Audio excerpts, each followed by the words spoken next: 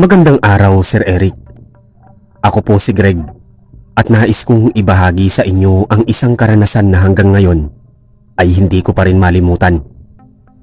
Nangyari ito noong taong 1980 sa isang maliit at liblib na baryo sa Leyte, kung saan ako ipinanganak at lumaki. Sa baryong yon ay tahimik ang buhay. Halos lahat ng tao ay magkakakilala at magkakamag-anak. Wala pang kuryente noon at ang mga bahay ay yari sa kawayan at pawid. Karaniwan sa aming hanap buhay ang pagtatanim ng palay at pag-aalaga ng mga hayop. Isang araw dumating ang isang bagong pamilya sa aming baryo. Galing daw sila sa kabilang bayan at nakabili ng lupa sa dulo ng baryo. Ang lalaking haligi ng tahanan ay si Mang Chopilo, kasama ang kanyang asawa at dalawang anak na babae na parehong tahimik at bihirang makita sa labas. Sa una ay wala namang kakaiba. Bagkus natuwa pa ang mga tao dahil may dagdag na pamilya sa baryo. Subalit habang lumilipas ang mga linggo, nagsimulang mapansin ng mga kapitbahay ang kanilang pagiging mailap at misteryoso. Laging sarado ang kanilang bahay at madalas na hating gabi kung sila ay dumating mula kung saan man. Ang pinaka nakakapagtaka ay palagi silang may niluluto.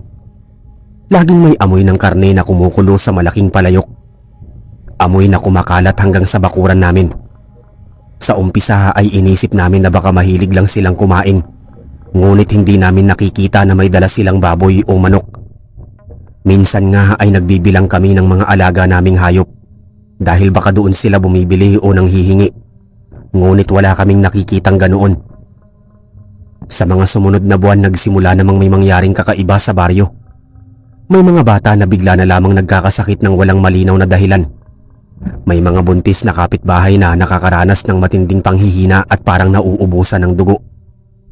Ang ilan ay hindi na rin nagising kinabukasan. Ang mga matatanda sa baryo, lalo na si Aling Rosa, ay agad nagbigay ng hinala na baka may aswang na nakapasok sa aming lugar. Hindi agad pinansin ng karamihan dahil sanay na kami sa mga kwento ng matatanda. Ngunit sa loob-loob ko, nagsimulang pumasok ang takot. Si Mario, kababata at kabarkada ko, ang laging kasama ko sa bukid at sa pag-iikot sa baryo. Siya ang unang nagsabi sa akin na baka may kinalaman ng bagong pamilya sa mga nangyayari. Nabanggit niya na minsan daw dumaan siya sa likod ng kanilang bahay at nakarinig ng kakaibang ingay. Para bang may humahagulgol at pagkatapos ay napalitan ng tunog ng kumukulong na karne sa palayok. Hindi niya ito masabi sa iba dahil baka sabihing nag-iimbento lang siya. Lumipas pa ang ilang linggo at isang gabi, nagkayayaan kami ni Mario na dumaan sa tabi ng bahay ng bagong pamilya. Gusto naming patunayan kung may katotohanan ba ang hinala niya. Gabi yun ng kabilugan ng buwan at tahimik ang paligid. Ang tanging naririnig ay huni ng kuliglig at kaluskos ng mga dahon. Nang malapit na kami sa bahay nila, agad naming naamoy ang malakas na singaw ng nilagang karne. Ngunit iba ang amoy nito. Hindi tulad ng karaniwang nilaga ng baboy o manok. May matapang at matamis-tamis na amoy na nakakapangilabot sa ilong. Sa isang sulyap nakita namin na may mga nakasampay na tila mga lamang loob sa kanilang likod bahay. Hindi yun bituka ng baboy o atay ng manok. Mas malalaki at parang hindi pangkaraniwang hayop ang pinagmulan. Kinabukasan kumalat ang balita na nawawala ang isang binatilyo mula sa kabilang sityo. Ayon sa kanyang pamilya, huli siyang nakita sa may palayan bago magtakip silim. Sa loob-loob ko nagdikit-dikit ang mga pangyayari. Ang pagkawala ng mga bata, ang pagkakasakit ng mga buntis, at ang kakaibang amoy ng kanilang karne sa bahay ng bagong kapitbahay. Ngunit wala akong lakas ng loob na magsalita. Makalipas ang ilang araw, inimbitahan ng ilang kapitbahay sa bahay ng bagong pamilya. Nagpahanda sila ng pagkain. Nilaga raw na espesyal. Nakasama ako sa mga pumunta, dala ng kuryosidad. Nang matikman ko ang karne, kakaiba ang lasa. Malambot ngunit may matapang na aftertaste na hindi ko mawari. Habang ngumunguya ako, biglang bumalik sa isip ko ang amoy na naamoy namin ni Mario noong gabi. Hindi ko na tinapos ang pagkain. Pagkusay, itinabi ko na lang. Sa mga sumunod na linggo mas lalo pang dumami ang mga pagkawala. Isang buntis ang natagpo ang patay ngunit nang buksan ng kanyang katawan, wala na ang laman sa kanyang sinapupunan. Ang kabaong ng isang namatay sa baryo ay nadiskubring wala ng laman kinabukasan. Sa tuwing may ganitong pangyayari, laging naroon ang bagong pamilya na tila walang nangyayari. Laging may nilagang karne sa kanilang hapag. Naging malinaw sa akin at kay Mario na hindi na ito karaniwang tao. Isa itong pamilya ng aswang na dumayo sa aming baryo. Ang kanilang niluluto gabi-gabi ay hindi karne ng hayop, kundi karne ng tao. Ang nilagang karne na pinakakain nila sa kanilang mga bisita ay maaaring mula sa mga nawawala. Habang lumilipas ang mga gabi, lalo kong nararamdaman ng takot. Madalas ay maririnig ko ang malalakas na yapak sa aming bubong. Kapag sinilip ko, wala akong makikita kundi anino ng isang malaking nilalang na mabilis na naglalaho. Ang mga aso sa baryo ay nag-iingay tuwing hating gabi. Tahol ng tahol na parang may kinatatakutan. Ang mga manok ay nagtitilaan kahit wala pa sa oras. Sa puntong yun, hindi ko na alam kung paano kami makakaligtas. Ang baryo namin ay malayo sa bayan. Wala ring pulis na agad makakapunta kung sakaling may masamang mangyari. Ang tanging alam ko ay bawat gabi isa-isa kaming nagiging biktima ng kanilang pagkagutom. Lumipas ang mga gabi na parang wala ng katahimikan sa aming baryo. Kapag sumapit ang hating gabi, halos lahat ng bahay ay nakakandado na. Nakasara ang mga bintana at pinapatay ang mga lampara. Ngunit kahit anong gawin ng mga tao, hindi maalis ang kaba at takot. Ang tahol ng mga aso ay palaging kasabay ng tunog ng mga yabag sa bubungan. May mga pagkakataon na makakarinig ako ng kaluskos sa may dingding ng aming bahay. At minsan ay tila may mahahabang kuko na kumikiskis sa kawayan. Si Mario ang palaging kasama ko tuwing gabi. Hindi kami makatulog ng mahimbing dahil palaging may kaba na baka kami ang susunod na biktima. Minsan ay nagkukubli kami sa ilalim ng aming banig. Pinipilit na wag huminga ng malakas kapag naririnig namin ang mga yapak sa bubong. May isang gabing nakatunghay ako sa may siwang ng dingding at doon ko nasilayan ng isang aninong dumadapo sa bubong ng bahay ni Aling Rosa. Mabigat ang itsura at tila may mahahabang kamay na parang kumakapit sa pawid. Maya-maya ay narinig ko ang mahina ngunit nakakapangilabot na ingay. Parang may hinihigop na likido. Kinabukasan, kumalat ang balita na si Aling Rosa ay biglang nanghina at halos hindi makabangon. Ang sabi ng mga nakakita, ang mukha niya ay maputla at ang mga mata ay halos lumubog. Marami ang naniniwala na siya ay pinuntahan ng aswang. Sa loob-loob ko lalo itong nagpatibay sa hinala ko tungkol sa bagong kapitbahay. Ngunit walang lakas ng loob ang mga tao na harapin sila. Tahimik lang sila sa kanilang bahay at sa tuwing may nawawala o nagkakasakit, doon lamang sila nakikitang muling may nilulutong karne sa malaking palayok. Isang gabi nagkayayaang muli kami ni Mario na magmasid. Ayaw ko man, napilitan akong sumama dahil alam kong kailangan kong malaman ang katotohanan. Lumapit kami sa may bakuran ng bagong pamilya at doon muli namin naamoy ang matinding singaw ng kumukulong nilaga. May halong matamis at masangsang na amoy. Mas malakas pa kaysa sa mga nauna naming naranasan. Sa pamamagitan ng siwang ng dingding, natanaw namin ang loob. Doon ay nakita naming nakalatag ang mga lamang loob at mga parte ng katawan na hindi maikakailang mula sa tao. May isang braso na nakahain sa ibabaw ng lamesa at sa palayok ay malinaw naming makita ang nilulutong karne na may balat pa at buhok. Hindi ko na napigilang manginig sa aking nakita. Agad kaming umalis ni Mario at nagkubli sa likod ng mga puno. Sa isip ko, totoo na ang lahat ng hinala ko. At ang nilagang karne na palagi nilang inihahanda ay hindi karaniwang ulam, kundi karne ng tao. Sa mga sumunod na araw, nagkaroon ng matinding takot sa buong baryo. Ang mga tao ay nag-iiwasan ng lumabas ng gabi. May mga nagsasabi na nakakita sila ng anino ng malaking nilalang na lumilipad sa itaas ng mga puno.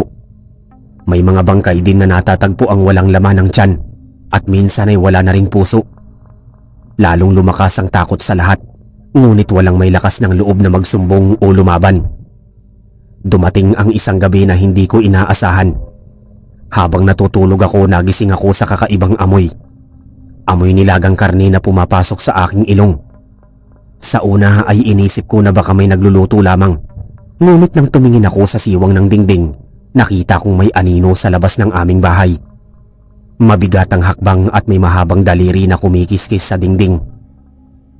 Naramdaman ko ang malamig na simoy ng hangin at ang bigat ng presensya ng nilalang.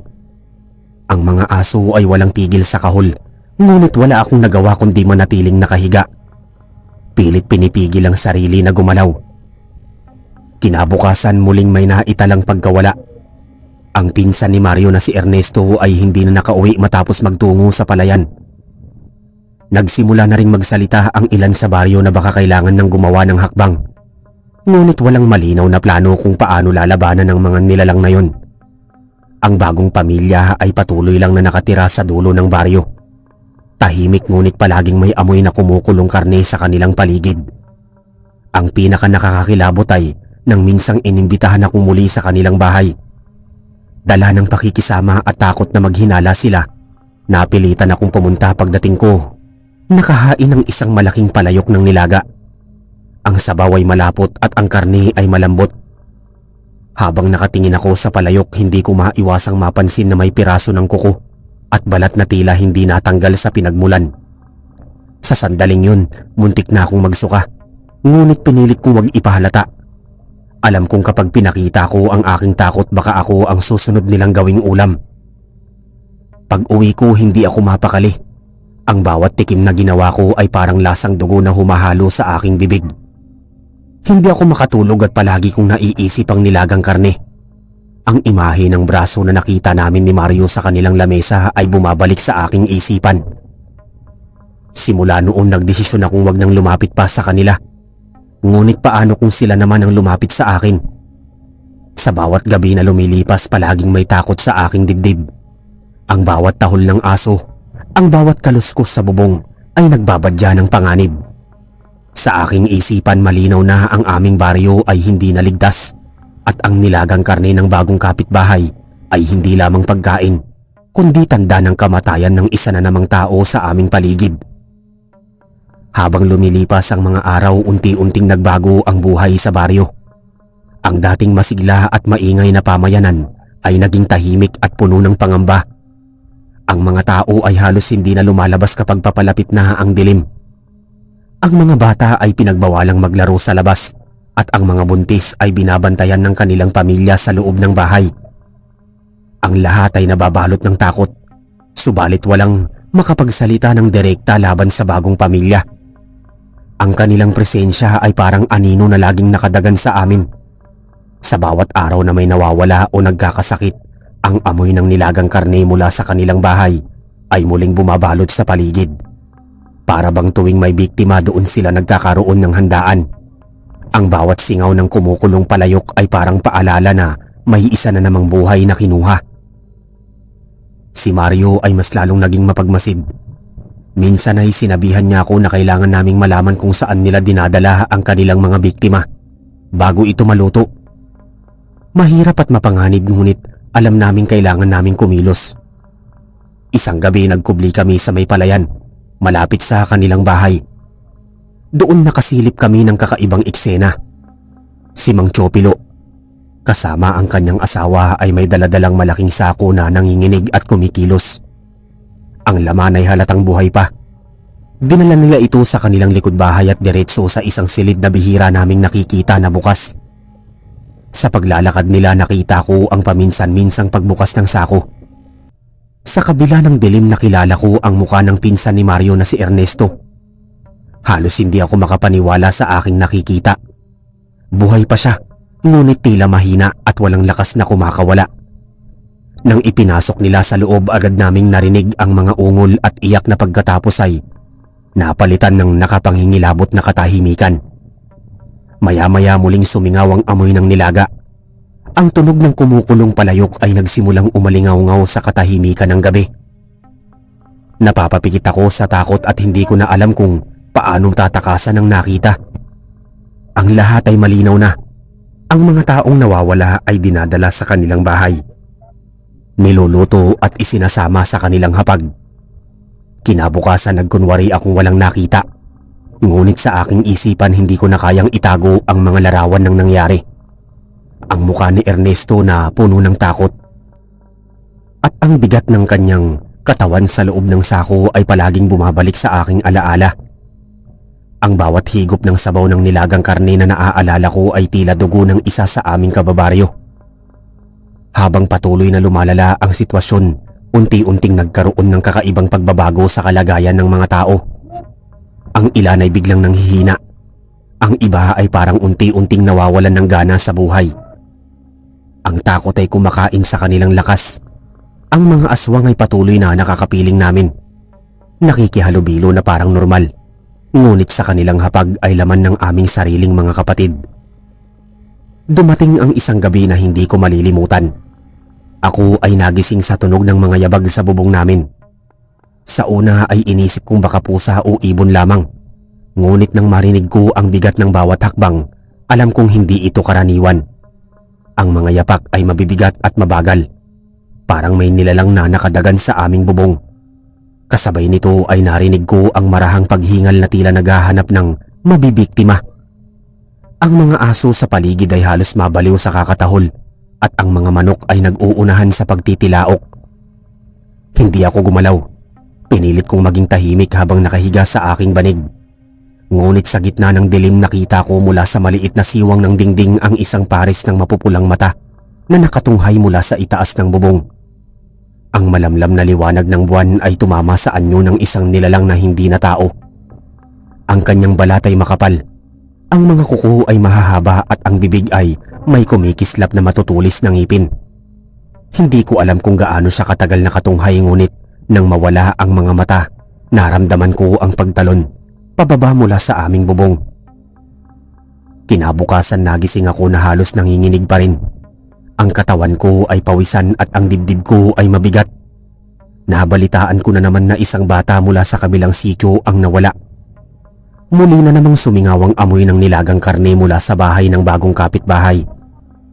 Sa sandaling yun naging malinaw na sa akin na wala na kaming ligtas na lugar. Ang bawat gabi ay maaaring huling gabi ng isa sa amin. Ang baryo ay naging parang kulungan. Lahat kami ay may mga bihag ng takot at gutom ng mga aswang. At sa bawat kumukulong palayok ng nilaga, isa na namang buhay ang naglalaho. Mula nang makita ko ang mga mapupulang mata sa aming bubong, lalo akong hindi makatulog ng himbing. Ang bawat tunog ng hangin at bawat kaluskos ng dahon ay nagiging paalala na may nilalang na nagbabantay sa amin. Ang mga gabi ay naging mas mahaba, mas mabigat at puno ng pangamba. Ang katawan ko ay unti-unti ring nanghihina dahil sa kakulangan ng paghinga at sa bigat ng mga alaala ng aking nakita. Sa baryo mas lumalala ang kalagayan. Wala nang nagsasaka ng palayan kapag dapit hapon. Ang mga tao ay nagsisiksikan sa kani-kanilang bahay at pilit na isinasara ang lahat ng butas ng dingding at bubong. Ang mga buntis ay tinataihan ng mga kamag-anak sa loob ng silid. Hawak-hawak ang mga bawang at krus na yari sa kahoy. Bagamat alam naming hindi yun sapat na panlaban. Ang ilan ay nagdarasal ng taimtim gabi-gabi. Ngunit kahit ang panalangin ay tila hindi naririnig sa aming baryo na nilalamon ng dilim. Ako naman ay patuloy na nagmamasid. Isang gabi habang nakatanaw ako sa malayo, napansin ko ang ilaw mula sa bahay ng bagong pamilya. Maliwanag ang kanilang apoy at kita ang usok mula sa malaking palayok. Sa gitna ng dilim tila nagtitipon sila at masayang kumakain. Ngunit sa aking mga mata, ang kasayahan nila ay nakakatindig balahibo. Ang bawat subo nila ng nilagang karne ay tila nagdiriwang sa pagkawala ng isa na namang biktima. Hindi na rin nagbalik si Ernesto, pinsan ni Mario. Walang nakakita sa kanyang katawan, ngunit alam namin siya ay isa na sa mga inihain. Ang kanyang pagkawala ay nagdulot ng matinding lungkot kay Mario. Ngunit kasabay nito ay galit at pagnanais na lumaban. Madalas kong makita siyang nakatulala, hawak ang itak at parang nag-iisip ng paraan para wakasan ang lahat. Ngunit alam naming mahirap at mapanganib ang lumaban, lalo na't pamilya ng aswang ang aming kaharap. Sa mga araw na sumunod, unti-unti ring nagbago ang anyo ng baryo. Ang mga kalalakihan ay nagkukumpulan at nagsisimulang pag-usapan ang mga pangyayari. May ilan na nagsabing dapat na raw kaming lumikas, ngunit paano iiwan ang mga tahanang pinaghirapan? May ilan naman na nais sumarap at paalisin ang bagong pamilya, ngunit walang makapangahas na manguna. Ang takot ay laging nauuna bago ang tapang. Isang gabi muling sumiklab ang takot. Ang isang buntis mula sa kabilang sityo ay natagpo ang walang malay. At nang siya'y gisingin ay wala na ang kanyang dinadala sa sinapupunan. Ang buong baryo ay nagluksa, ngunit higit pa doon ang takot ay lalo pang lumalim. Alam na naming lahat na hindi ito karaniwang sakit o aksidente. May mga nilalang na sumisipsip ng buhay ng mga kababaihan at bata. Ako mismo ay nagising muli sa amoy ng nilagang karne na pumapasok sa aking ilong. Para bang ang hangin ay sadyang dinadala ang kanilang niluluto hanggang sa aming mga bintana. Sa bawat higop ng singaw na iisip ko ang lamang loob ng mga biktima na kumukulo sa loob ng palayok. Minsan ay tila may naririnig akong mahihinang ungol na bumabalot sa paligid na parang kaluluwa ng mga pinaslang. Sa puntong yon naramdaman ko na parang kaming mga hayop na unti-unting hinuhuli. Ang bawat isa sa amin ay parang biktima na lamang na naghihintay ng kanyang oras. Wala na kaming ligtas na lugar at ang baryo ay naging parang kulungan kung saan malaya nilang ginagawa ang kanilang gutom. Ang gabi ay naging mas malupit. Ang tahol ng aso ay halos hindi na natatapos at ang mga manok ay nagtitilaan ng sabay-sabay. Ang mga bubong ng bahay ay tila laruan lamang para sa mga nilalang na dumadapo at umaalis sa gitna ng dilim. Ang ingay ng kanilang mga kuko na kumikiskis sa kawayan ay nagsisilbing paalala na sila ay laging nandyan, nakamasid, naghihintay ng pagkakataon. Hindi ko na alam kung hanggang kailan kami makakaligtas. Sa bawat araw na lumilipas, isa-isa kaming nauubos. At sa bawat kumukulong palayok ng nilaga mula sa bahay ng bagong kapitbahay, isa na namang buhay ang tuluyang naglalaho. Dumating ang gabi, hindi ko makakalimutan. Ang hangin ay tila mabigat, mainit kahit malamig ang paligid, at may kakaibang amoy ng dugo na pumapailan lang sa hangin. Ang mga aso sa buong baryo ay sabay-sabay na tumatahol, tila nagsasabing may paparating na panganib. Ang mga bata ay umiiyak sa loob ng kanilang mga bahay, habang ang mag-ina ay yakap-yakap nila na parang yun na ang huling pagkakataon. Mula sa bintana nasilayan ko ang hindi ko inaasahang tanawin. Ang buong pamilya ng bagong kapitbahay ay nagtipon sa gitna ng kalsada. Ang kanilang anyo ay unti-unting nagbabago. Ang mga balat nila'y naninilaw, ang mga matay kumikislap na pula, at ang kanilang mga ngipin ay humahaba na parang mga patalim. Ang kanilang mga katawan ay humahaba, nagiging payat at baluktot para bang mga aninong nilikha lamang ng impyerno. Ang mga dila nila'y lumalabas at umaalon, hinahanap ang dugo at laman ng susunod na biktima. Tahimik ang lahat ng bahay, ngunit ramdam ko ang pagkabog ng puso ng bawat isa sa amin. Ang mga kalalakihan kasama si Mario ay nagsipaglabas ng kanilang mga itak at sibat. Hindi na sapat ang mga dasal, hindi na sapat ang pagtatago. Sa pagkakataong yun wala kaming pagpipilian kundi lumaban. Biglang sumugod ang isa sa kanila, mabilis na parang hangin, at sinunggaba ng isa sa aming kapitbahay. Ang sigaw ng lalaki ay bumasag sa katahimikan ng gabi. Tumakbo si Mario at tinagaha ito sa braso. Sa isang iglap na putol ang braso ng nilalang, ngunit hindi ito nagdugo ng karaniwan. Ang dugo ay itim, malapot at amoy bulok na karne. Sa halip na matumba, lalo lamang itong nagalit at sumugod kay Mario. Nagkagulo sa gitna ng baryo. Ang mga sigaw ng mga tao, ang iyak ng mga bata at ang ingay ng mga kuko ng mga nilalang na kumikiskis sa lupa ay nagsama-sama na parang musika ng kamatayan. Lumaban ang ilan, tumakbo ang iba, at may mga nadapa na hindi na muling nakatindig. Ang lupa ay nabahiran ng dugo at ang hangin ay nagkulay usok dahil sa mga apoy na sinindihan upang subukang paalisin ng mga halimaw. Ako'y nanatili sa tabi, nanginginig habang hawak ang itak ng aking ama. Hindi ko alam kung paano ko magagamit ang sandata, ngunit alam kong darating ang oras na wala na akong pagpipilian. Sa aking harap nakita ko kung paanong isa-isang bumagsak ang mga kapitbahay ko. Mga kilalang mukha na ngayon ay laman na ng mga halimaw na yon. Ngunit may kakaibang pangyayari. Habang lalong nagiging marahas ang labanan, Isang malakas na sigaw mula sa isang matandang babae ang umalingaw-ngaw. Siya'y kilala bilang albularyo ng baryo at hawak-hawak niya ang isang bote ng langis na amoy na matapang. Nang iwisik niya ito sa isa sa mga halimaw, agad itong nagsisigaw at umatras. Ang balat nito ay parang nalulusaw at ang amoy ng nasusunog na laman ay kumalat sa hangin. Doon namin napagtanto na may paraan para labanan sila. Ang ilan ay nagsimulang kumuha ng apoy. Ang iba'y naglagay ng asin at bawang sa sibat at itak. Dahan-dahang lumakas ang loob ng mga kalalakihan at sa bawat tama ng itak na may langis, isang halimaw ang napapaatras, ngunit hindi madali. Ang kanilang bilis, ang kanilang lakas at ang kanilang bilang ay higit sa amin. Isa-isa kaming napapagod. Si Mario na siyang pinakamatapang sa lahat ay napatumba rin matapos sugurin ng isa sa kanila. Nakita kong bumagsak siya. Hawak-hawak ang kanyang dibdib na may malalim na sugat. Ang kanyang mga mata ay puno ng luha at ang galit, at bago siya tuluyang pumikit, nakita kong sinubukan niyang isugod ang kanyang itak sa tiyan ng halimaw. Ako'y tumakbo patungo sa kanya, ngunit huli na. Ang kanyang katawan ay unti-unting hinihila ng isa sa kanila. Napatigil ako. Hindi ko alam kung lalapit ako o tatakbo palayo. Ang mga paa ko'y mabigat at ang aking hininga ay nagiging mababaw.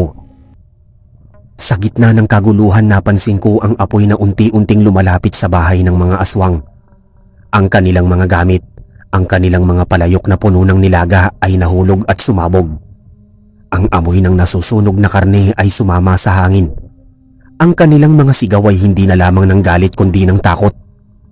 Ang ilan sa kanila ay nagsitakas patungo sa kagubatan, habang ang iba'y natupok ng apoy. At sa wakas bumalik ang katahimikan.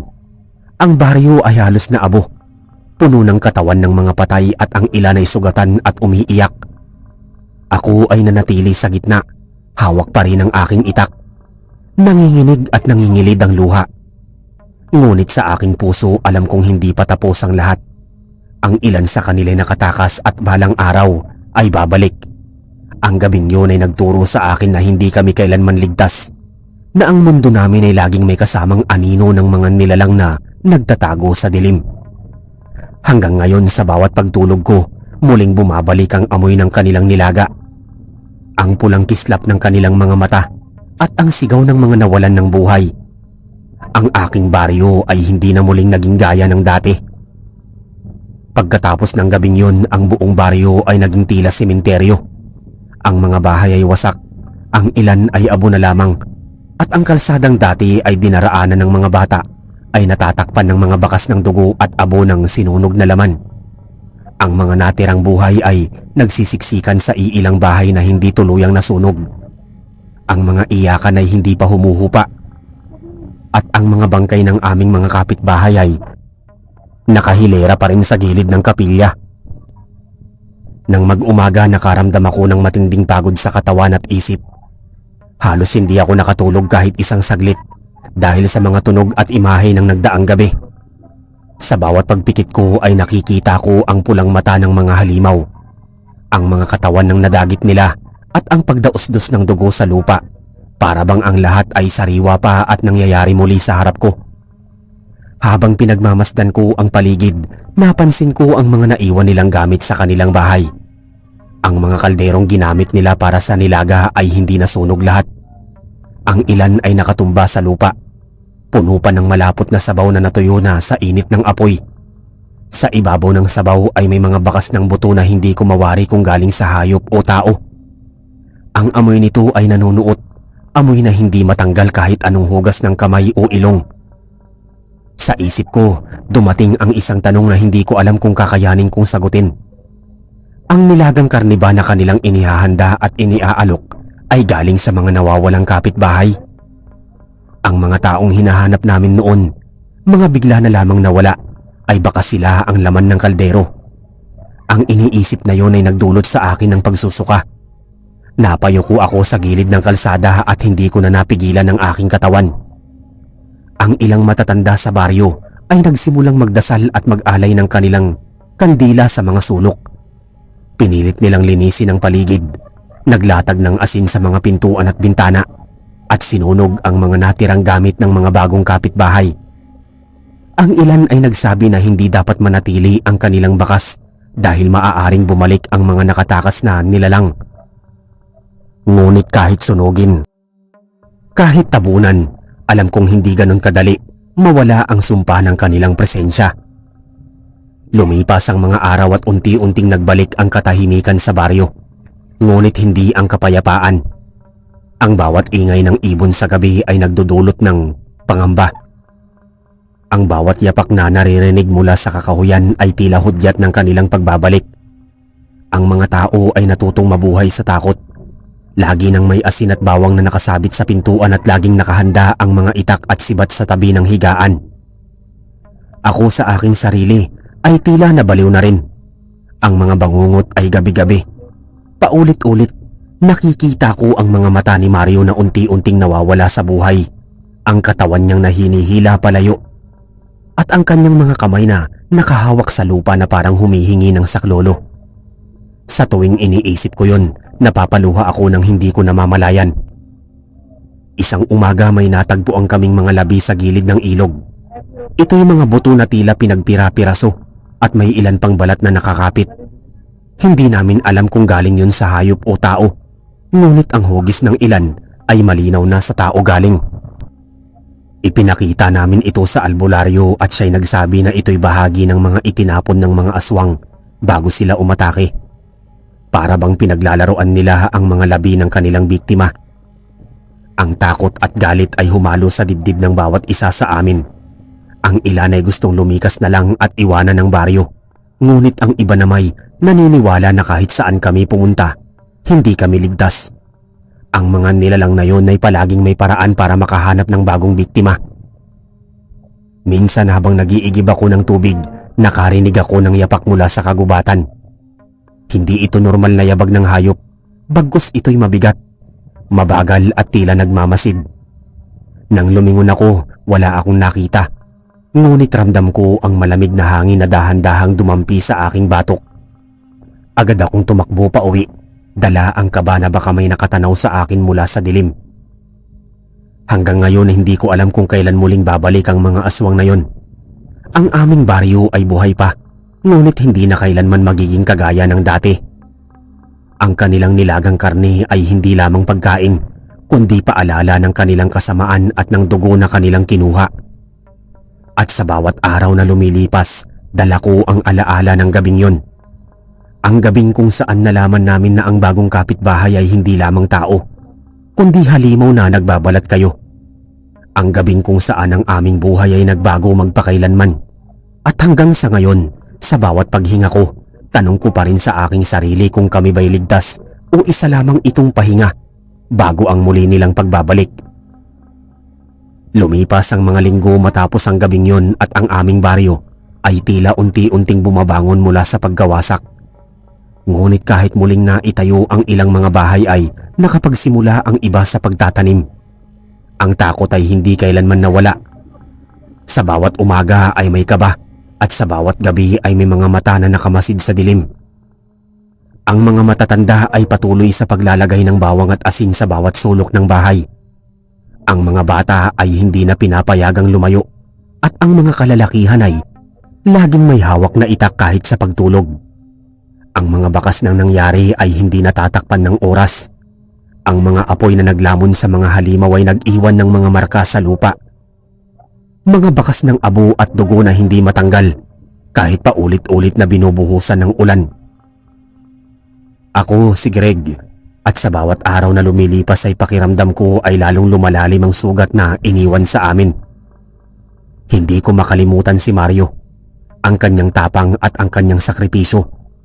Sa tuwing naiisip ko kung paano siya bumagsak sa harap namin at kung paanong dinala siya ng mga nilalang na yon, napapahinto ako sa kahit anong ginagawa ko. Ang kanyang pangalan ay binabanggit ng mga matatanda bilang halimbawa ng katapangan.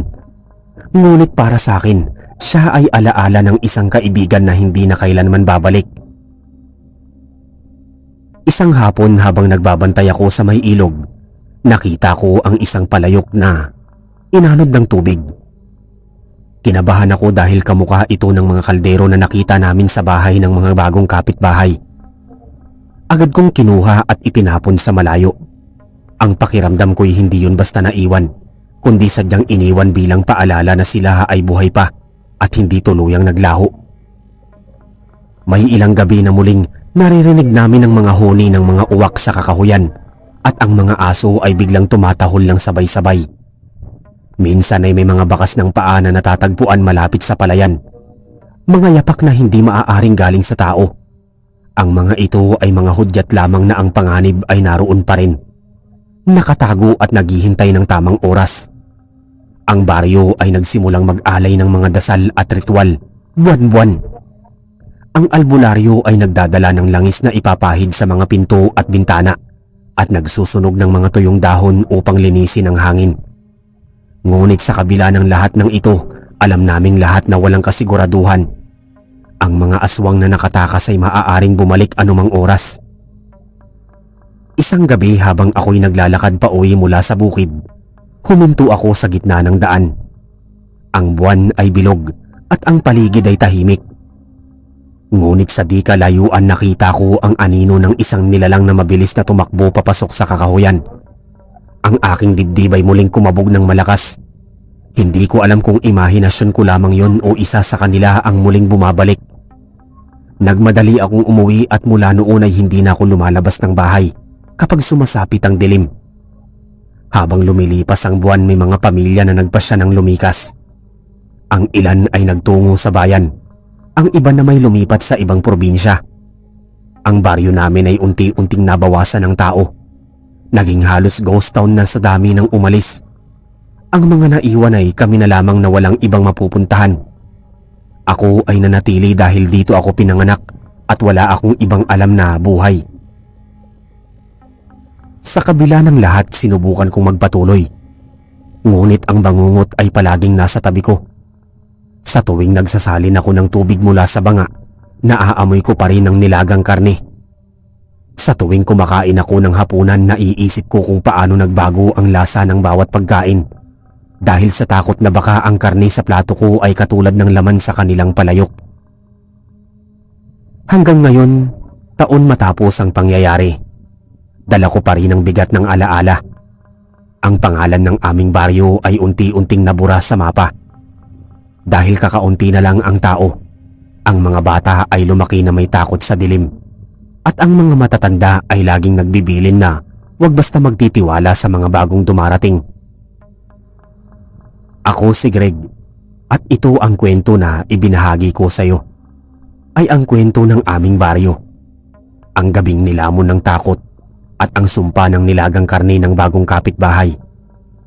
Ang lahat ng ito ay hindi ko malilimutan at hanggang sa huli kong hininga ay baon ko ang alaala ng mga mata, ng amoy ng dugo at ng mga halimaw na minsan ay tumira sa tabi namin. At kung sakaling dumating ang araw na bumalik sila, alam kong wala nang makakapigil sa kanila. Ang gabing yun ay maaaring magsilbing simula lamang ng isang mas malaking bangungot. Ngunit sa ngayon, kami ay nabubuhay sa pagitan ng takot at pag-asa. Nagdarasal na sana ay hindi na maulit muli ang gabi ng nilagang karne ng bagong kapitbahay.